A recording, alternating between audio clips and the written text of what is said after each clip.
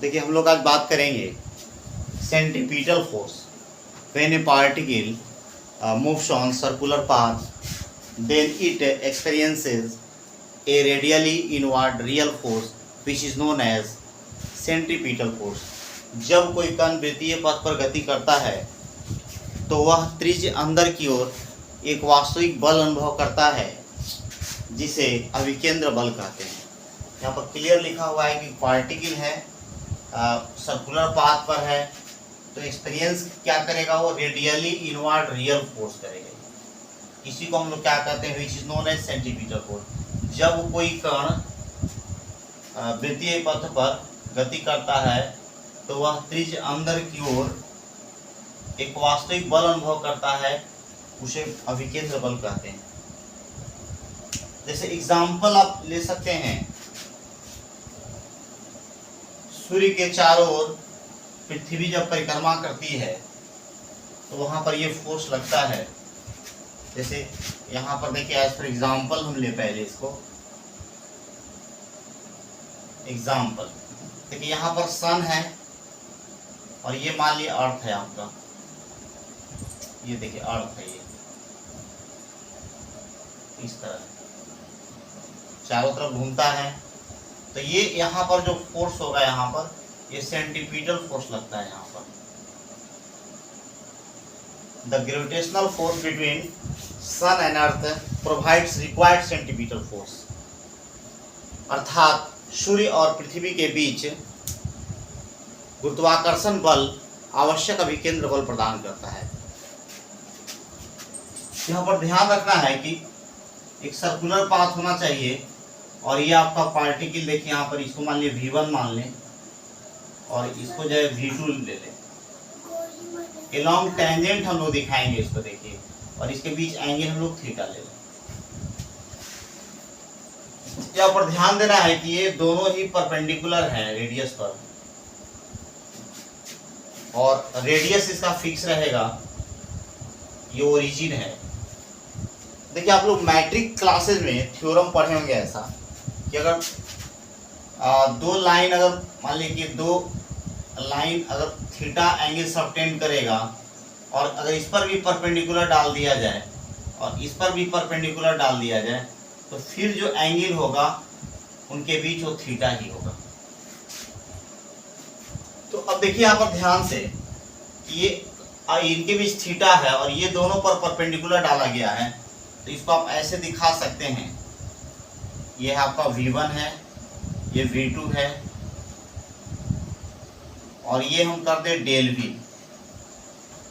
तो देखिए यहाँ भी थीटा एंगल ही सबटेंड होगा, क्योंकि इनके भी ये दो आर के बीच में एंगल थीटा है और इन दोनों पर परपेंडिकुलर डाला गया है जो V1 V2 है को रिप्रेजेंट कर रहा है, तो उनके बीच भी एंगल थीटा ही बनेगा। देखिए यहाँ पर क्लियर है, यहाँ पर देख सकते हैं, और यहाँ पर इसको भी ड्रॉ कर लिया जाए। यहाँ पर ये R है, ये भी R है, और देखिए यहाँ पर इस लाइन को अगर हम मिला दें, ये देखिए आपका हो जाएगा डेलेस हो जाएगा।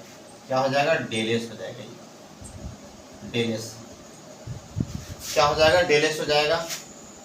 ये सेम फैशन देखिए यहाँ पर इस तरह।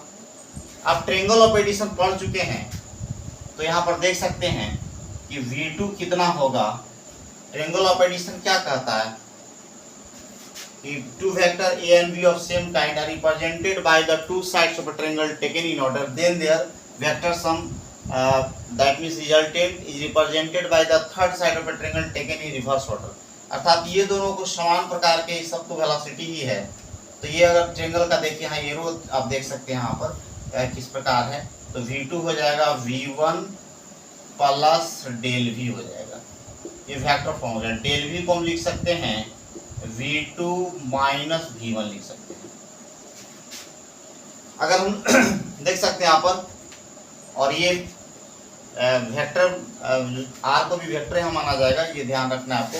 तो अब देखिए यहाँ पर ध्यान से फिर से एक बार कि ये दो R के जो थीटा एंगल सबटेंड कर रहा है, दोनों पर परपेंडिकुलर डाला गया है, तो उनके बीच में पुनः जो एंगल बनेगा वो थीटा ही बनेगा। इस फिगर का आप मदद लेकर के समझ सकते हैं। देखिए यहाँ पर देख सकते हैं थीटा है 90 है, तो ये भी 90 हो गया, 90 माइनस थीटा 90 माइनस थीटा, तो ये 90 ऑलरेडी है, तो फिर थीटा हो जाएगा। देखिए अब यहाँ पर देखना है, अब देखिए यहाँ तो ऑलरेडी थीटा दिया हुआ है, यहाँ पर थीटा दिया हुआ है v। अब देखिए ध्यान देना है यहाँ पर जो वेक्टर फॉर्म है यहाँ पर v1 v2 का, तो v1 का मॉड v2 का मॉड, इस तरह जितना भी हम लोग हर पॉइंट पर टेंजेंट ड्रॉ करेंगे, जैसे v3 हो गया, v4 हो गया, इस तरह जितना भी हम लोग दे दें, vn तक कर दें, ये सब का मॉड क्या होगा, v होगा। क्योंकि हम लोग जो बात कर रहे हैं वो एक समान वृत्तीय गति, यूनिफॉर्म सर्कुलर मोशन, एक समान वृत्तीय गति यूनिफॉर्म सर्कुलर मोशन के बारे में हम लोग बात कर रहे हैं यहाँ पर। तो आप पहले से परिचित हैं यूनिफॉर्म सर्कुलर मोशन किसे कहा जाता है, क्योंकि हम लोग पहले वीडियो में इसको डाले थे कि जो पार्टिकल है वो सर्कुलर पाथ पर मूव्स करता है, उसका रेडियस फिक्स होता है and moves with uniform speed, और उसका वेलोसिटी चेंज होता है point to point due to the variation in direction. अब थोड़ा सा हम इसको आगे बढ़ें।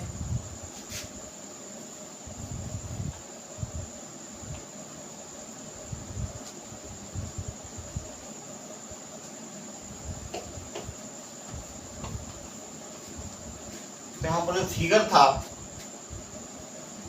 फिगर को हम लोग फिर ड्रॉ कर लें, आपको ड्रॉ करने की आवश्यकता नहीं है।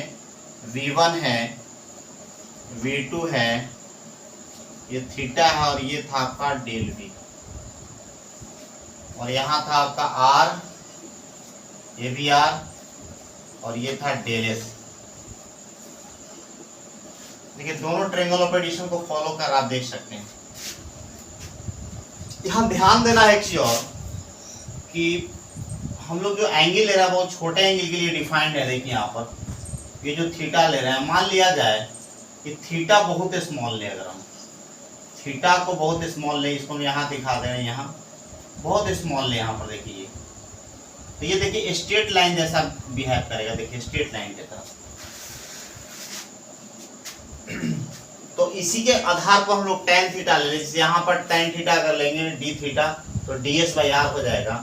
तो इन दोनों में tan थीटा अगर लेंगे हम लोग tan थीटा तो कितना होगा, डेल v बाई v, तो सबका मैग्नीट्यूड बराबर है यहाँ पर v1 और v2, फिलहाल दो के लिए हम लिख दें यहाँ पर v है, और यहाँ पर कितना होगा डेल s बाई r हो जाएगा। जस्ट इस कंसेप्ट से हम लोग, जैसे परपेंडिकुलर tan थीटा क्या होता है, p बाई b होता है, यहाँ पर इस तरह हम लोग ले लेंगे, यार है उसी तर्ज पर हम लोग इस ट्रायंगल में हम लोग काम कर रहे हैं यहाँ पर।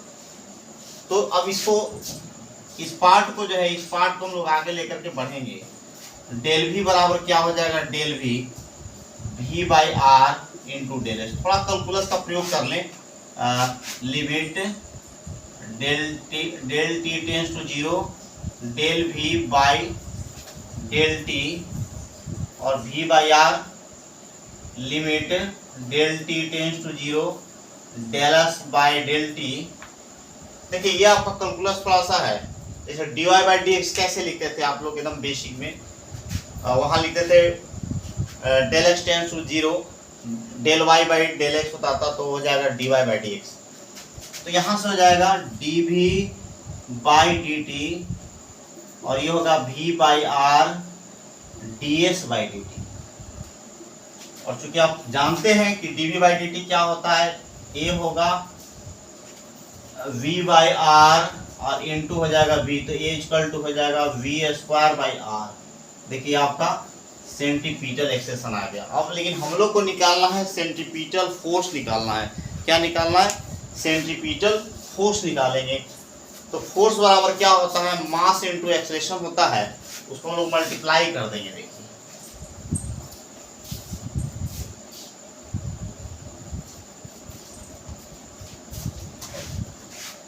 ए इक्वल टू आ गया आपका वी स्क्वायर बाई आर। ए बराबर कितना होगा, ए बराबर एम ए होता है, तो हो जाएगा आपका M V square by are.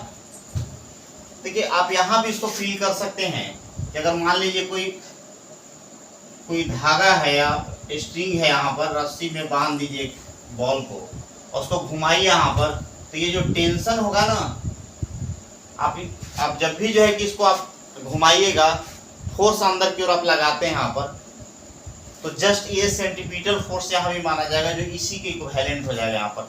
जैसे ही आप छोड़िएगा ये टेंजेंशियली निकल पड़ेगा, ये इस तरह ये भाग जाएगा ये। तो बहुत सारा फॉर्म है इसका। ये आपका जब भी अगर कहाँ पर यूज होगा, हमेशा ये ध्यान देना है, ये इसका यूज पर भी ध्यान देना है। ये हॉरिजॉन्टल सर्किल में यूज होगा, हॉरिजॉन्टल सर्किल, हॉरिजॉन्टल सर्किल में क्षैतिज जब होगा तभी आप लगाइएगा ध्यान से। लेकिन ये वर्टिकल में वैलिड नहीं होगा। वर्टिकल जो होगा, वर्टिकल सर्कुलर मोशन, उसमें जो है वैलिड नहीं होगा। ठीक है,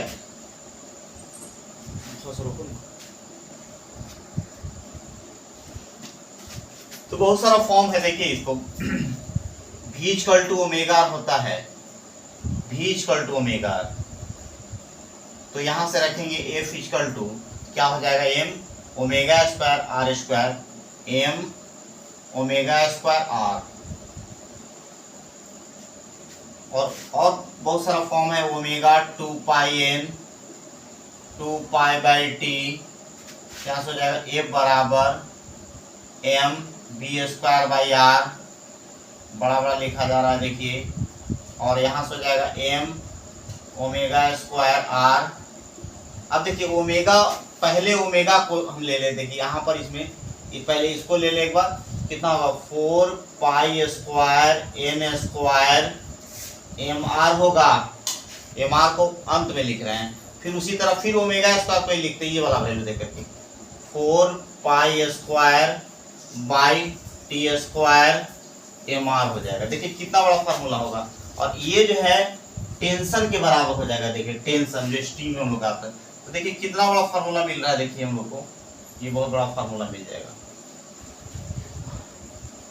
ठीक है, देखिए बहुत बड़ा फार्मूला है यहाँ पर। अब ए का भी इतना ही फॉर्म होगा, इसको भी हम लोग एक जगह लिख दें। ए का कितना फार्मूला हो गया, सेंट्रीपिटल जो एक्सेलेरेशन होगा, तो ए इक्वल टू होता है F by M V square by R omega square R 4 pi square n square mr 4 pi square by T square mr। ये t यहाँ पर टाइम पीरियड है, ध्यान देना है। ये t जो है टाइम पीरियड है, जिसको हम लोग कहते हैं आवर्त काल कहा जाता है। क्या कहा जाएगा, आवर्त काल। बाकी आप परिचित हैं, ओमेगा से परिचित हैं, पिछले वीडियो में भी हम लोग ने देखा था। अब देखिए एक और हम विशेष फार्मूला आपको जो बहुत इंपॉर्टेंट है, ऑब्जेक्टिव वीवीआई ऑब्जेक्टिव है एकदम। जैसे आपसे कहा जाए कि लीनियर जो स्पीड है उसको दुगना कर दें और जो एंगुलर स्पीड है उसको हाफ कर दें, अर्थात v को 2 टाइम्स और ओमेगा को हाफ कर दें, तो सेंट्रीपिटल एक्सेलेरेशन में क्या फर्क पड़ेगा, सेंट्रीपिटल एक्सेलेरेशन में क्या फर्क पड़ेगा उसको बताना है।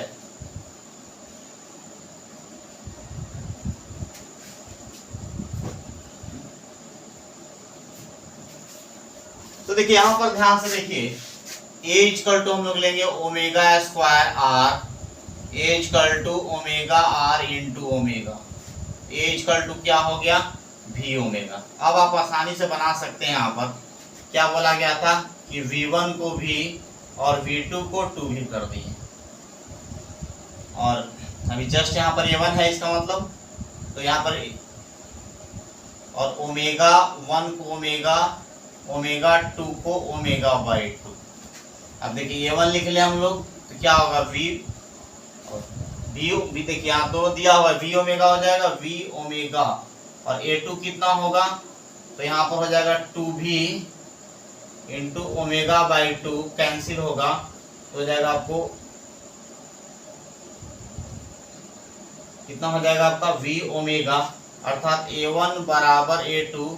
तो ऐसा जब भी सवाल रहेगा तो आप अनचेंज लिखिएगा, अनचेंज, अर्थात जब भी जैसे दुगना किया तो हाफ है, अगर ट्रिपल टाइम्स करेगा 1/3 करेगा तो यही आंसर हो जाएगा। 4 टाइम्स करेगा, 1/4 करेगा इसमें, तो फिर वही आंसर हो जाएगा। तो आप देख सकते हैं इसमें किस प्रकार से हम लोग बनाएंगे।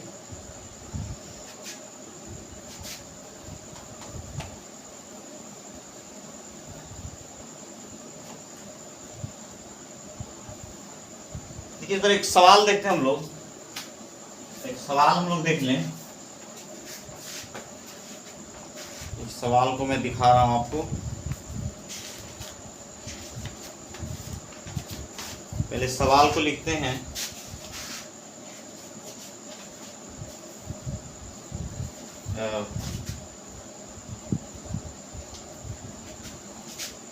क्वेश्चन है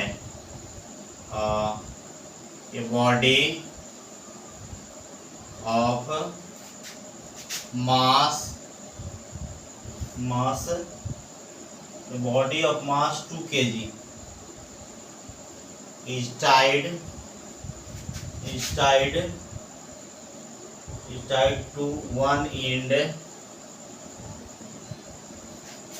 of a string of length 1 meter and is wrapped in a horizontal circle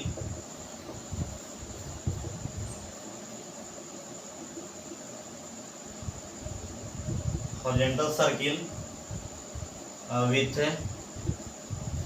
15 rpm. Find the tension in a string.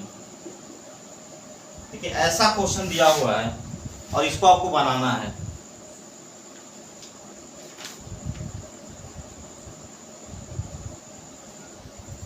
फिर और क्वेश्चन हम लोग देखेंगे, फिलहाल इसको देख लें। तो देखिए हम लोग के पास जो आया हुआ है टेंशन का फॉर्मूला जो होता है T बराबर टेंशन बराबर कितना हो जाएगा, तो 4 pi square n square mr हो जाएगा। तो 4 हो गया, पाई स्क्वायर हो गया, और देखिए यहाँ आरपीएम दिया हुआ है, तो n का मान निकाल लीजिए 15/60, 1/4 हो जाएगा रिवोल्यूशन पर सेकेंड। तो यहाँ ले देंगे 1/16। m का मान देखिए दिया हुआ है 2 kg, तो 2 और r का मान दिया हुआ है लेंथ 1 मीटर, 1 मीटर। देखिए इस तरह जो है घुमाया जा रहा होगा, ये आपको टाइट कर करके और ये टेंशन निकालना है। तो 4 से कितना मालूम, 4 4 चौके 16, और ये होगा 2, और आपके अप्रॉक्स जो है कि पाई स्क्वायर को 10 ले सकते हैं /2, कितना होगा 5 न्यूटन। अगर 3.14 लीजिएगा तो आपका 4.9 आएगा लगभग, अर्थात आप आसानी से इसको कर सकते हैं। एक और क्वेश्चन लोग देखते हैं, बड़ा ही मजेदार क्वेश्चन होगा।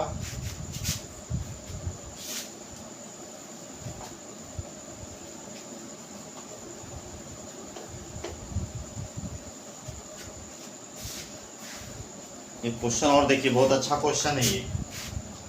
Body of mass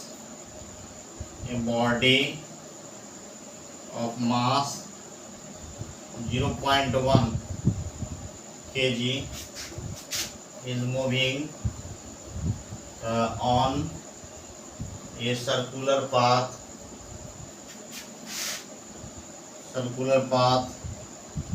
of a diameter 1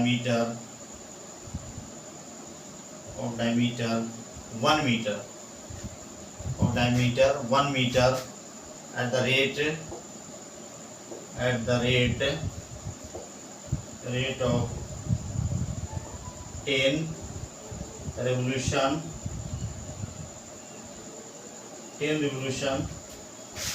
per 31.4 second, the centripetal force।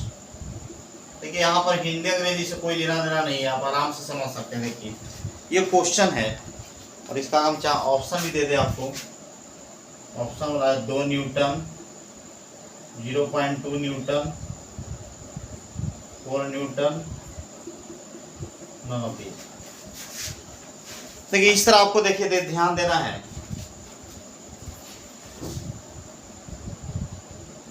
क्या लिखा हुआ है, body of mass 0.1 kg is moving on a circular path of diameter 1 meter at the rate of 10 revolution per 31.4 second the centimetre पर। देखिए बड़ा मजेदार question है। तो यहाँ पर सबसे पहले तो आपको n निकालना होगा, फ्रीक्वेंसी n/t होता है, रिवोल्यूशन कितना है 10 और ये 31.4 हो गया। देखिए आप इसको ऐसे लिखे 31.4/10 1/3.14 और ये हो जाएगा 1/पाई। अब सेंटीमीटर फोर्स निकालना है तो हम लोग फ्रीक्वेंसी वाला लगाएंगे, F = 4π² n² mr। F = होगा 4π² और देखिए यहाँ से हो जाएगा n² है यहाँ पर तो 1/π², m का वैल्यू 0.1 और r का वैल्यू डायमीटर है 1 मीटर तो 0.5। देखिए कितना आराम से बनेगा, π² से π² खत्म, F = 5 के 20 2 तो 0.2 Newton, that is the answer. देखिए इस तरह हम लोग बनाएंगे। और एक क्वेश्चन हम देते हैं आपको, एक क्वेश्चन और दे रहा हूं मैं।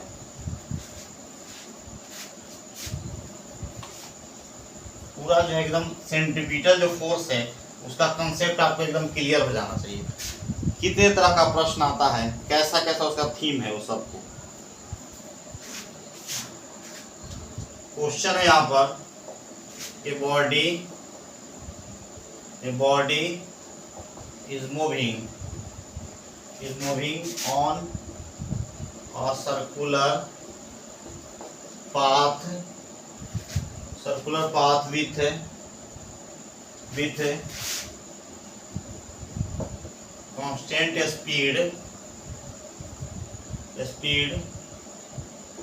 of radius 10 meter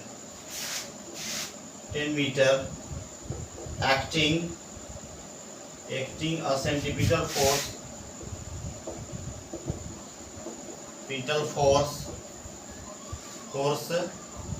of 2 newton, find kinetic energy. देखिए बड़ा मजेदार क्वेश्चन है ये। कैसे इसको बनाएंगे, इसका ऑप्शन भी आपको दे देते हैं, अच्छा लगेगा थोड़ा। ये हो जाएगा आपको 5 जूल, दूसरा होगा 10 जूल, तीसरा हो गया आपका 15 जूल और चौथा नंबर। देखिए बड़ा अच्छा क्वेश्चन है, इसको देखिए। कह रहा है body moving on a circular path with constant speed of radius 10 meter acting, यहाँ कॉमा लगा दीजिए 10 मीटर, एक्टिंग और centimeter force of 2 newton, find kinetic energy. तो काइनेटिक एनर्जी निकालना है आपको। कैसे निकालेंगे, देखिए सबसे पहले हम डिराइव कर ले उसको।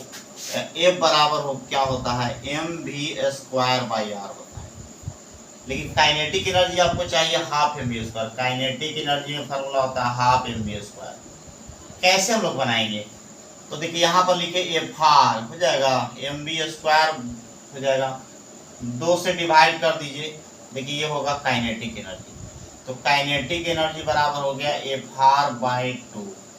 F कितना है, देखिए दिया हुआ होगा 2 न्यूटन दिया हुआ है। देखिए यहाँ पर 2 है और R का मान देखिए दिया हुआ है कितना, 10 मीटर है और 2 नीचे तो है ही है पहले, तो आराम से आप बोल सकते हैं 10 जूल। देखिए इस और बहुत सारा कंसेप्ट इसमें है, लेकिन आपको एकदम बेसिक ये कंसेप्ट है जो आपको बिल्डअप करेगा।